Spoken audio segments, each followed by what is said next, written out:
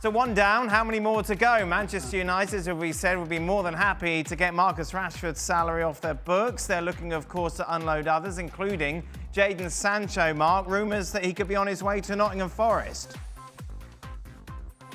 Yeah, Forest are interested because they have to replace Anthony Elanga, but obviously the situation with Sancho is his wages. He wouldn't take a pay cut to join Chelsea because he's on around £300,000 a week at United. He's got a year to go on his contract.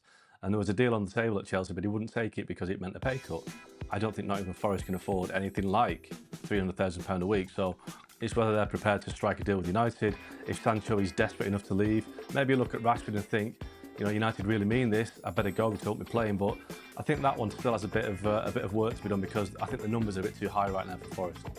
£300,000 a week. But even forget if he was on 30 grand a week. He's not a Nottingham Forest type player, is he? And I think he's not. Now, in what way, Steve? What do you mean? Well, Nottingham Forest are all about fighting and running and closing and defending and then hitting quickly on the break and being decisive. And Jadon Sancho, no, he don't fit that mould, does he? And they're not going to have the season that they had last year. No, right. Nottingham Forest. I mean, I would very much doubt that. That was a kind of one-off, you know. Most of the players, they defended great. Chris Wood had the season of his life. You know, Gibbs White was in there. You know, Yates and Anderson were two sort of dogs in the middle of the park. And they hit on the counter-attack. Alanga, Hudson-Odoi, whoever it was. And that was their game plan. That was their mantra. And it worked well for them for long periods. But I don't see them having a second season like it. And he's a luxury. Yeah. And Forest are not a luxury team. They're a grafting team. They're hard working, they're about shape, they're about the team. And Jadon Sancho has been none of that in recent years. And in fact, on the other side of it, you say, right, what is he going to bring any of those aspects to Nottingham Forest in terms of the workmanlike and the attitude? I think there's a grave question that he can bring that. There's also a big question, what else does he bring? Mm. And his forte, his modus operandi is...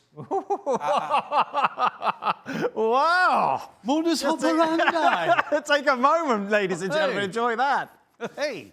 Sometimes you've just got to articulate things on this show.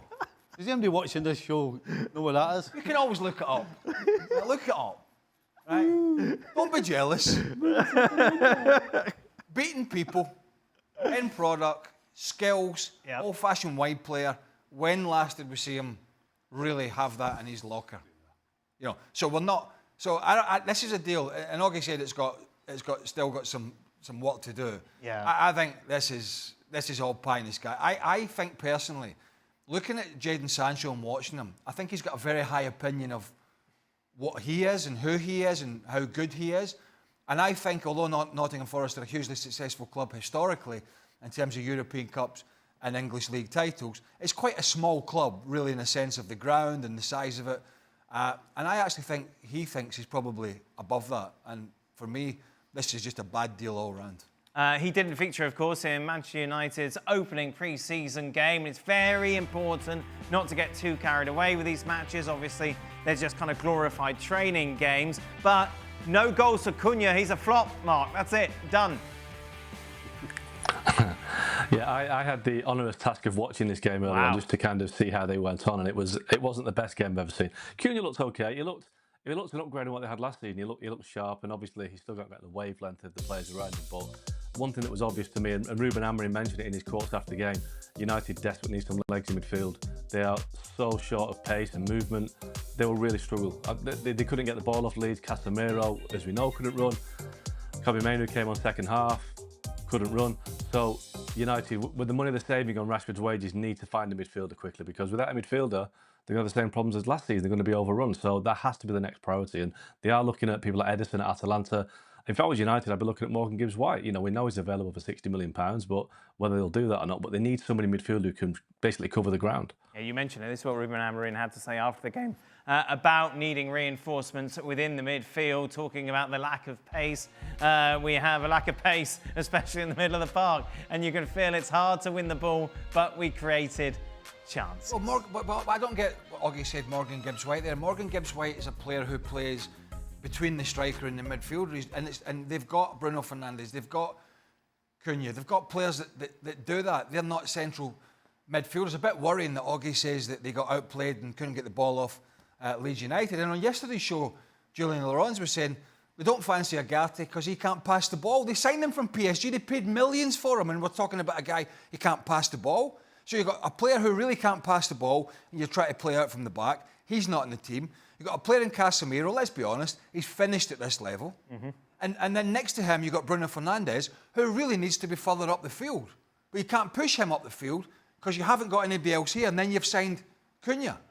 I mean, it beggars belief. And then, again, yesterday, they were talking about, well, they need a front man, and they haven't ruled out Nico Jackson.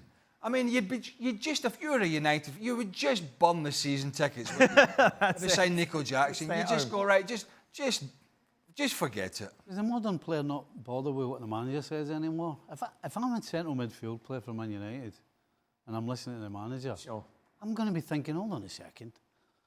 I think you'd have to go and say, hold on a second. If you're talking about me, can you tell me to my face? Right. Because you can't say that. Well, we all know it's true, and they probably know it's true, but you don't come out and say that in the press. I mean, that's just crazy. It makes no sense whatsoever. And apparently, your modern player isn't like us in our day where you would just get slaughtered and you had to deal with it. You know, apparently the modern day player is a bit soft and a bit lightweight and needs a cuddle. Right. So what's that going to do to anybody? I mean, Kobe Mainoo would be a great example. Kobe Mainoo must be thinking, well, I may as well try and find another club. I mean, I don't get it. I don't get what the coach is thinking. It seems that Amorim is quite happy. I mean, he was, the Rashford cases last year is slightly different because it ran a lot deeper, and his comments were very strong on, Rashford.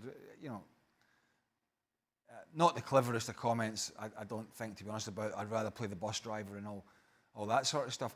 But I think what he's doing here and has done, he's covering his own backside. He's watching his team being outplayed, as Mark said, even in a pre-season friendly. And when he's asked these questions at press conferences, he said, well, it's not me. Right.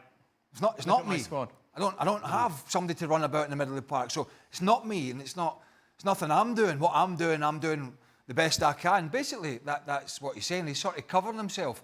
And he just seems hell-bent, and I think we're going to talk about it all year again. He's hell-bent and playing the same way every week. What's going to happen at the start of the season if they don't start well? Because, as you said, he's covering his own back, but he's covering his own back off the back of not looking after the players. Right.